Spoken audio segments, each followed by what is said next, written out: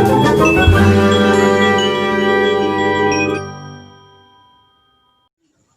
आज की इस वीडियो में हम मैकेनिज्म ऑफ मसल कॉन्ट्रैक्शन को सीखेंगे।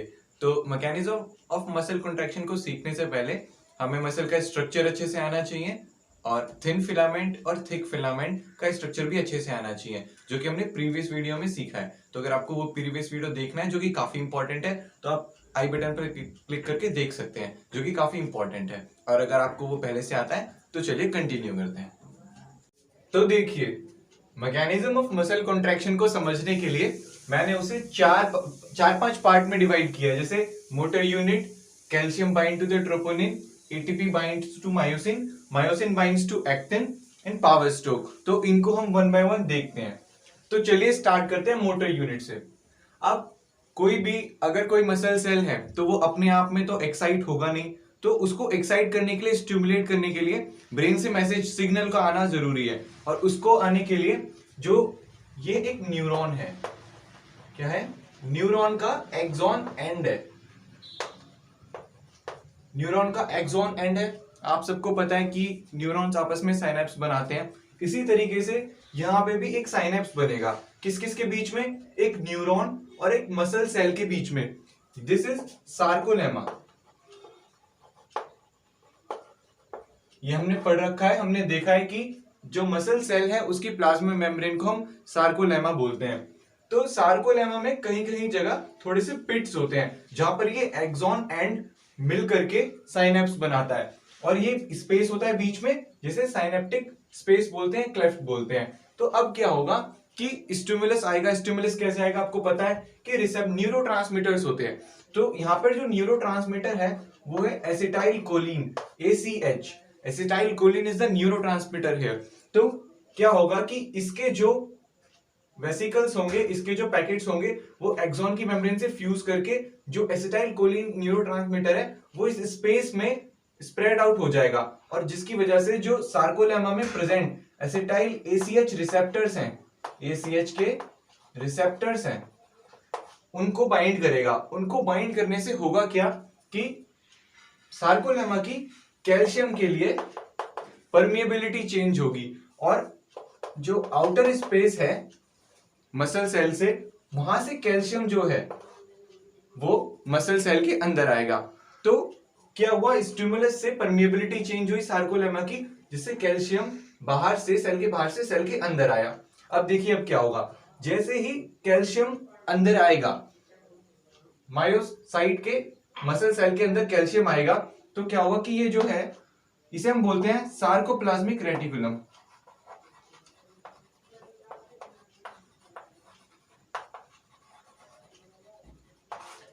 Endoplasmic reticulum of muscle cell is called sarcoplasmic reticulum. तो सार्कोप्लाज्मिक रेटिकुलम हमें पता है ये कैल्शियम का एक स्टोर हाउस है,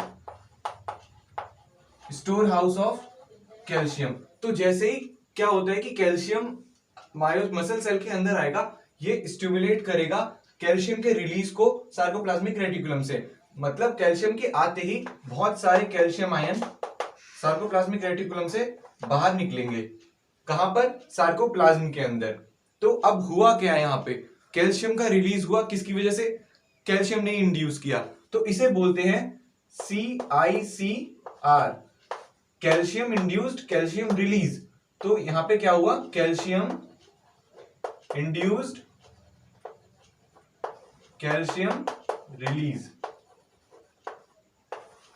तो बेसिकली यहां तक का काम था मोटर यूनिट का। तो मोटर यूनिट बनी कैसे? एक्सॉन एंड और सार्कोप्लाज्मा, सार्कोलेमा, मतलब कि एक न्यूरॉन और एक मसल सेल के साइनेप्स को एक मोटर यूनिट बोलते हैं। मोटर यूनिट क्यों? क्योंकि यही आखिरकार में जो आउटपुट होगा, एक्सटर्नल स्टिमुलस होगा, आउटपुट होगा, वो देने वाला है। तो एक बार समराइज करते हैं कि जैसे ही जो एसिटाइल कोलिन के रिसेप्टर्स सार्कोलेमा पे बाइंड करेंगे, परमिएबिलिटी चेंज होगी कैल्शियम आयन के लिए, और कैल्शियम आयन बहुत सारे आउटर स्पेस से मसल सेल के अंदर आएंगे, जिसकी वजह से वो सार्कोप्लाज्मिक रेटिकुलम में से कैल्शियम के रिलीज को इंड्यूस करेंगे, जिसे हमने CICR बोला, कैल्शियम इंड्यूस कैल्शियम रिलीज। तो कैल्शियम, बहुत सारे कैल्शियम की कंसेंट्रेशन सार्कोप्लाज्म में बढ़ चुकी है। कैल्शियम की कंसेंट्रेशन सार्कोप्लाज्म में काफी ज्यादा बढ़ चुकी है। तो ये था हमारा फर्स्ट स्टेप। अब देखते हैं सेकंड स्टेप में क्या होगा। देखिए, calcium binds to the troponin.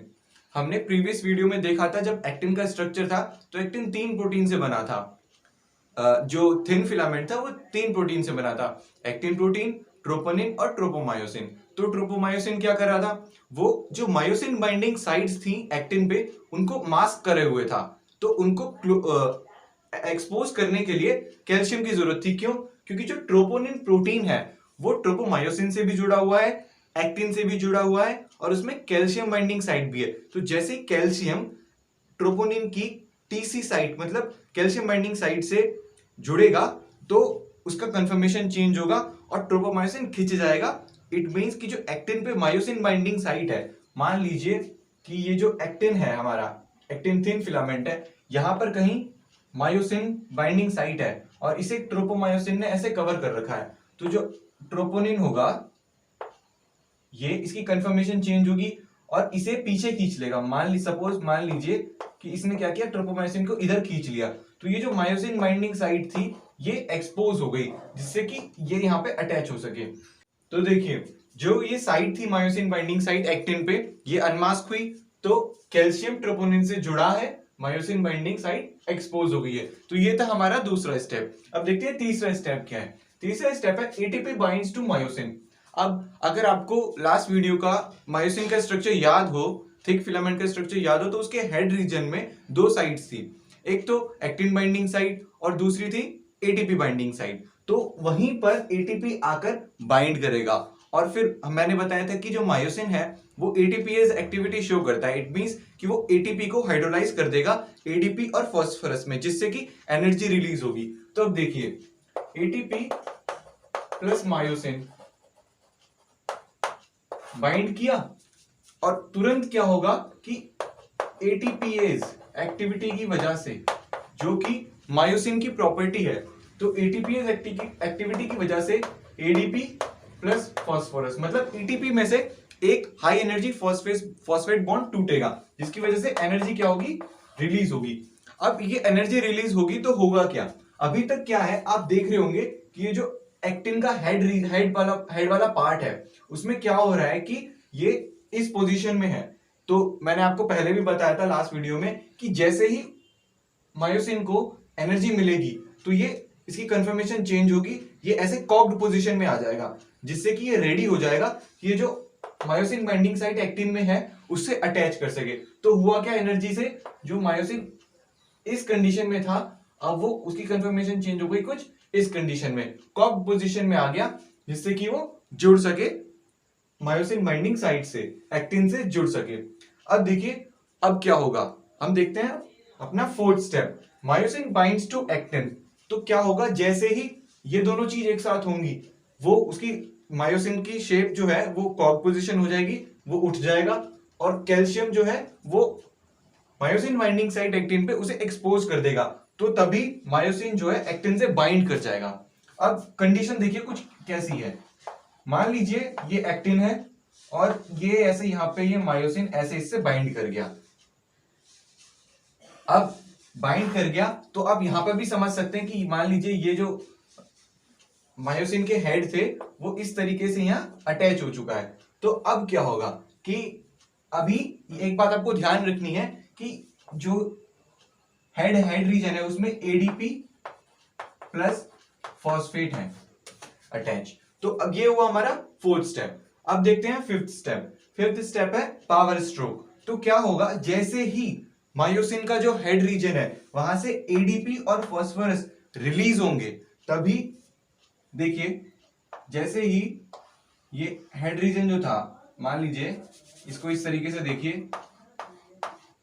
कि एक्टिन प्रोटीन है, ये मायोसिन इसमें से बाइंड करा हुआ है, जैसे ही एडीपी प्लस फास्फोरस रिलीज होंगे तो किस शेप में चला जाएगा, ये इस शेप में। मतलब हुआ कुछ यूं कि इसने इसको इस तरफ से पुल किया, मतलब थिन फिलामेंट, मान लीजिए थिन फिलामेंट है, ये मायोसिन का हेड था, ये ऐसे बाइंड किया, एटीपी और एडीपी और फास्फोरस में टूटा जिससे ये बाइंड हो पाया, और फिर एडीपी और फास्फोरस रिलीज होंगे और तभी ये पावर स्ट्रोक होगा। ये इसको आगे की तरफ खींचेगा तो थिन फिलामेंट जो है वो थिक पर स्लाइड कर जाएंगे, वो उन पर स्लाइड कर जाएंगे। तो क्या होगा कि सार्कोमियर की लेंथ जो है, अब मान लीजिए ये वाला रीजन थोड़ा आगे बढ़ जाएगा तो ओवरऑल सार्कोमियर कॉन्ट्रैक्ट कर जाएगा।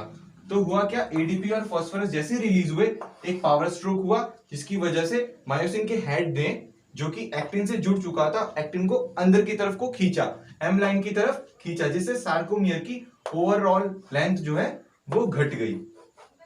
तो ये था पावर स्ट्रोक। अब यहाँ पे इंपॉर्टेंट बात जानने की क्या है कि जब तक एक दूसरा एटीपी नहीं आएगा और मायोसिन से बाइंड नहीं करेगा, ये जो कॉन्ट्रैक्टेड पोजीशन है ये कॉन्ट्रैक्टेड पोजीशन में ही रहेगा मसल। मतलब अगर उसको अब दोबारा से रिलैक्स होना है, मतलब ये जो एक्टिन और मायोसिन की बाइंडिंग है उसे टूटना है, तो एटीपी को आना होगा, जिससे कि वो फिर से वापस से जो मायोसिन है वो एक्टिन से हट जाएगा और फिर नॉर्मल रिलैक्स कंडीशन में पूरा सार्कोमियर आ जाएगा। तो ये था मैकेनिज्म ऑफ मसल कॉन्ट्रैक्शन।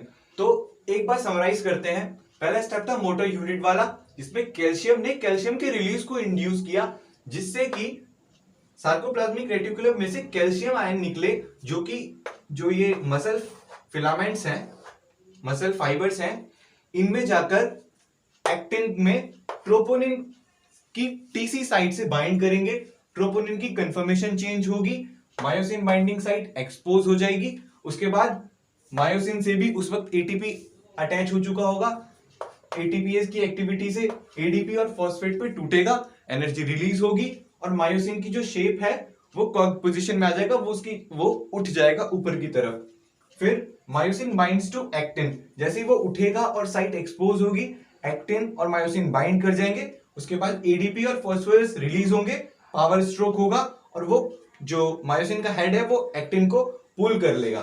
तो ये था overall mechanism of muscle contraction.